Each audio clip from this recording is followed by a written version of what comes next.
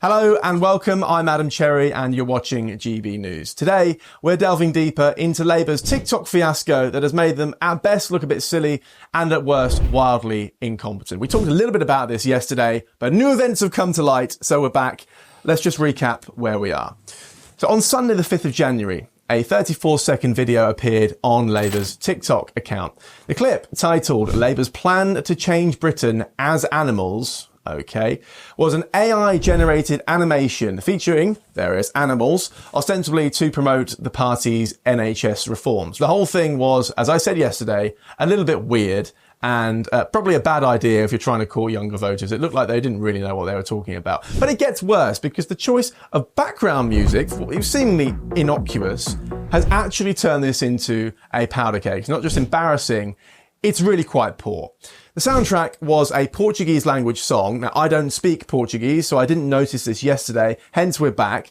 The lyrics were so explicit and inappropriate that I cannot believe the Labour Party got away with this or didn't not notice this in the first place. How this passed the quality control is beyond me.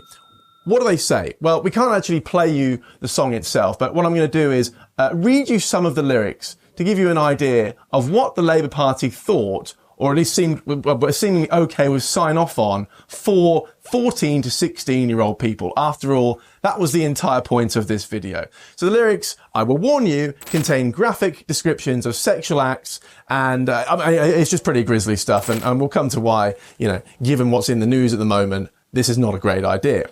So, here we are. These are the lyrics which appeared on the Labour Party's actual TikTok yesterday. The video's been deleted, but nonetheless, GB News brings you the scoop. So here we go.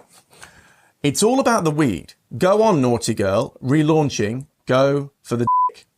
Perfect combination is sex, beer, and weed. Okay, right. I'm sure 14-year-olds are on board with that bit. Here's where it gets very dicey, to say the least.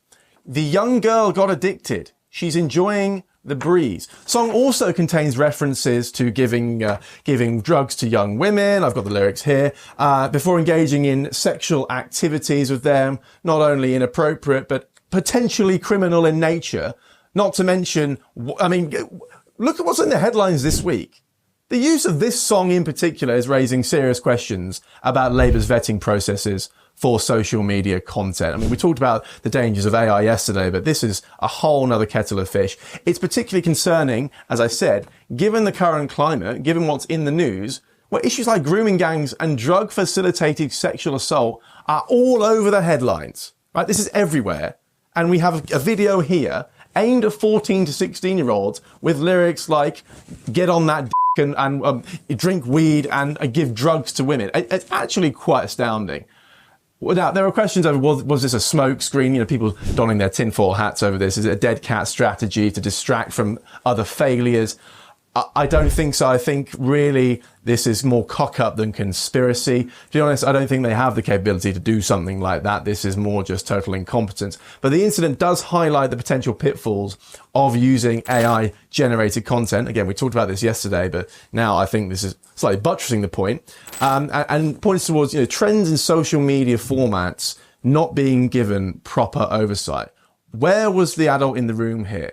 While the Labour Party initially claimed that the music was selected by AI, so they sort of washed their hands of it and said nothing to do with me, Gov, they later retracted the statement and apologised for the inappropriate content. Now, the controversy surrounding this song choice, has already, as you would expect, led to significant backlash against the Labour Party. Critics are arguing that it demonstrates poor judgment and a lack of sensitivity to seemingly obvious social issues. Just today, Conservative MP Alicia Kearns, for example, condemned the video, stating it promoted gross and vulgar politics. Now, in response to the outcry, Labour has obviously since deleted the video and issued an apology, acknowledging that the lyrics were completely inappropriate. Well, you don't say. But the incident has already caused damage to the party's image, and we're already asking questions about their ability to manage their own social media presence. They throw so much cash at this stuff, you'd think they'd be ahead of this stuff. Apparently not.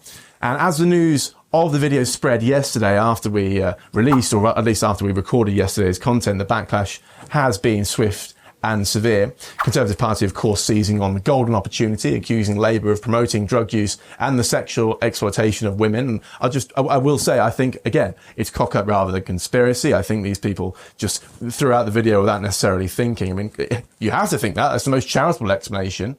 Can you imagine actually reading these lyrics in English and going, you know what, this will be perfect for the 14-year-olds. Let's get this out there. By the way, whilst I'm on this topic, what happens to votes for 16?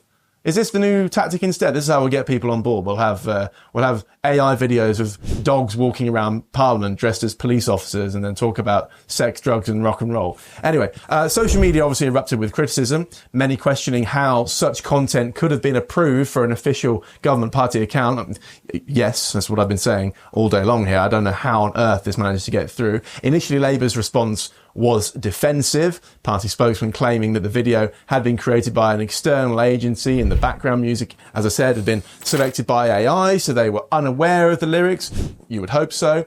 And the video, as I said, has been removed as soon as they were alerted to the controversy. However, it's still escalating, and Labour are forced into that U-turn. As I said, they've released that statement, and you now can't find it unless you watch these videos and we tell you exactly what's going on. Deeply serious issue, and it's something that the Labour Party's TikTok account has run into some problems with in the last 24 hours. Yesterday, you asked the Home Secretary, Yvette Cooper, why the Labour Party put out a video that had lyrics, in your words, encouraging men to get young girls on drugs so they can have sex with them, celebrating punching girls in their vaginas. Those were the lyrics to a song put out on the official Labour Party TikTok account. And this is what happens, unfortunately, when politicians decide that they're going to jump on bandwagons and try to look cool on platforms that are essentially being weaponised against them. The Labour Party thought they were being really cool and hip and young by putting out some ridiculous video of animals talking about how we'll all be safer with them in power. But the music they chose, no one had checked what the lyrics were. And the lyrics, as you said, were exactly those. So, look, mistakes can be made. They have apologised. But I just think it's embarrassing. As politicians, our job is to elevate the public debate, not to drag it or to copy pathetic trends on TikTok. Well, there you go. So, moral of the story, if you're going to release a video which contains a song in a foreign language, make sure you know what the lyrics actually are. You know, if you're trying to convince the 14 to 16-year-olds to vote for you, I wouldn't necessarily go down the route of including a song which talks about beating up young girls and drugging them. Anyway, this is Adam Cherry for GB News, reminding you that in our fast-paced digital world, it's more important than ever to stay informed, think critically, and hold our leaders accountable. Don't forget to subscribe to our YouTube channel for more originals content, and of course, head over to my previous video for the background scoop on the TikTok we discussed today.